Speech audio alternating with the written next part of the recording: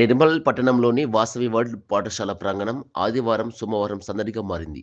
సృజనాత్మకత, లక్ష్యం, ఆవిష్కరణ అనే అంశాలే లక్ష్యంగా టాలెంట్షియా 2025 పేరిట నిర్వహించిన వేడుకలే దీనికి కారణం. సిబిఐ మాజీ సంయుక్త సంచాలకుడు వివి లక్ష్మీనారాయణ ముఖ్య అతిథిగా హాజరై విద్యార్థులకు దిశానిర్దేశం చేశారు.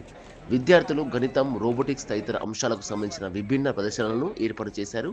విద్యార్థులు దేశభక్తి, జానపద నృత్యాలు చేశారు.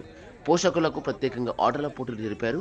ఈ కార్యక్రమంలో కార్మిక శాఖ జిల్లా అధికారి ముత్యం రెడ్డి, పాఠశాల కరెస్పాండెంట్ పోతారెడ్డి, కార్యదర్శి జగదీష్ రెడ్డి, ప్యాటర్న్ లింగారెడ్డి, వాసవి పాఠశాల ప్రిన్సిపాల్, ఉపాధ్యాయులు, విద్యార్థులు పాల్గొన్నారు.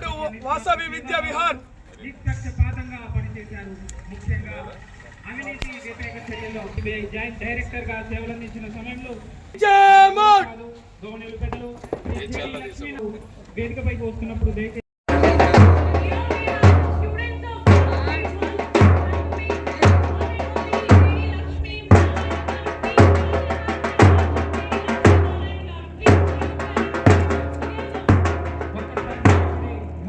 continue clapping, my dear parents and students. Please do not stop your claps.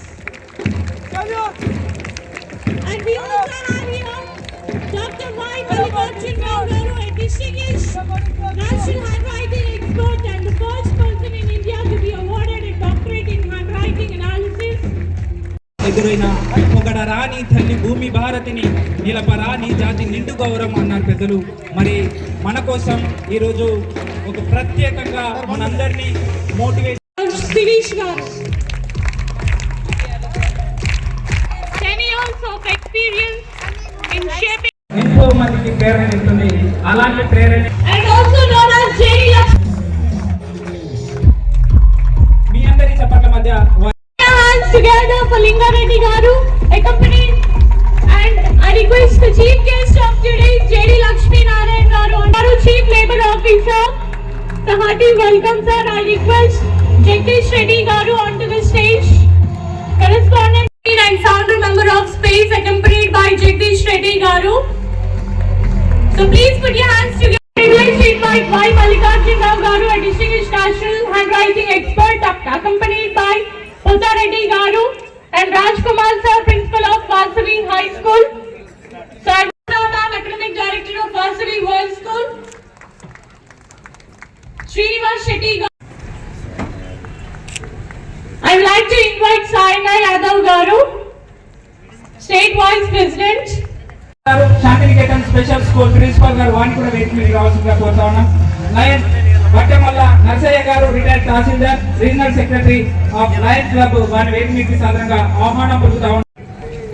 Annapurna గారు, కార్యక్రమానికి వేదిక మీద ఆసీనులైన మిగతా పెద్దలు, ఆ తర్వాత సమాజానికి ఏదైనా చేయాలి అనే ఒక సంకల్పంతో నిర్మల్ ప్రాంతంలో సమాజానికి అనేక సేవలు అందిస్తున్న సేవాభావి సంస్థల యొక్క ప్రతినిధులు, వారందరికీ కూడా స్వాగతం పలుకుతూ ఈరోజు మళ్ళా 2 సంవత్సరాల తర్వాత నిర్మల్కి రావడం జరిగింది.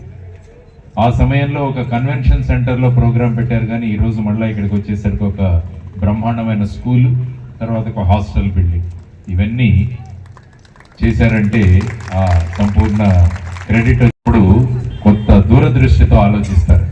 అందుకని వాళ్ళ నాన్నగారు ముత్యమని పెట్టారు.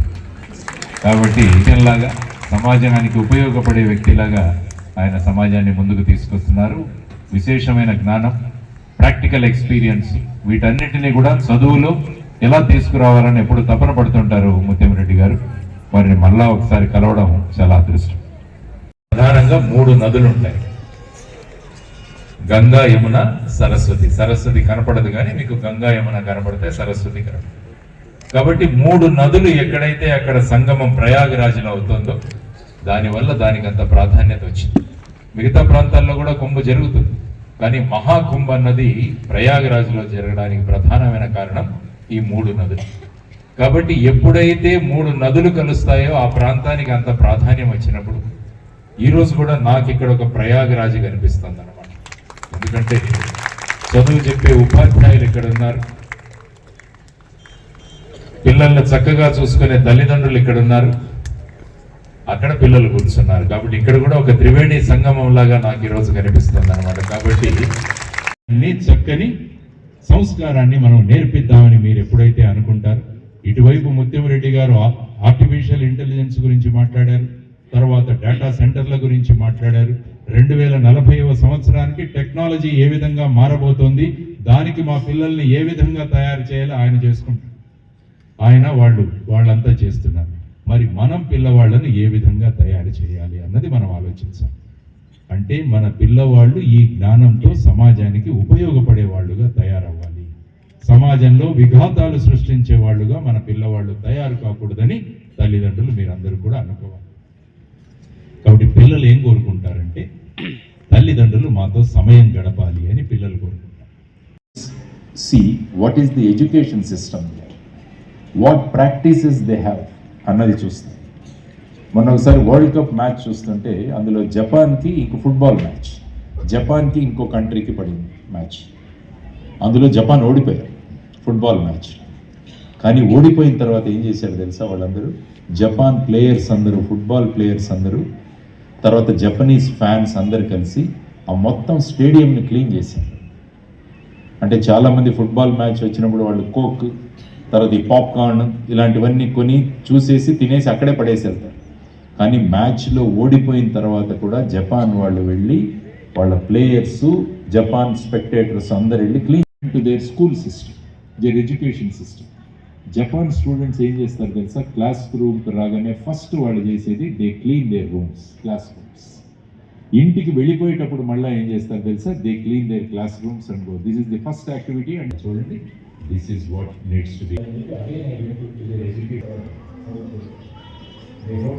ఈ సినిమాల ప్రభావాలు పిల్లల మీద పడకుండా చూడాల్సిన బాధ్యత తల్లిదండ్రులు.